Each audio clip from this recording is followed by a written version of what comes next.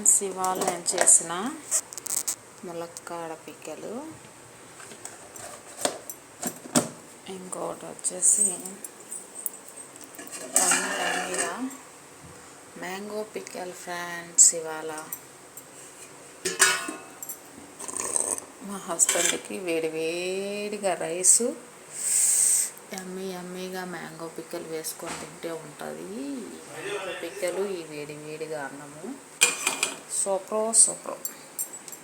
ములక్కాడ పులుసు, రసము, మధ్యాహ్నం వైట్ రైస్, పచ్చిమిర్చి చట్నీ. ఇవాళ ఇవే ఫ్రెండ్స్ మా ఇంట్లో.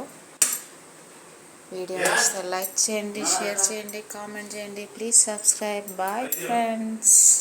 నేను తినేసిన మిగతా పుచ్చకాయ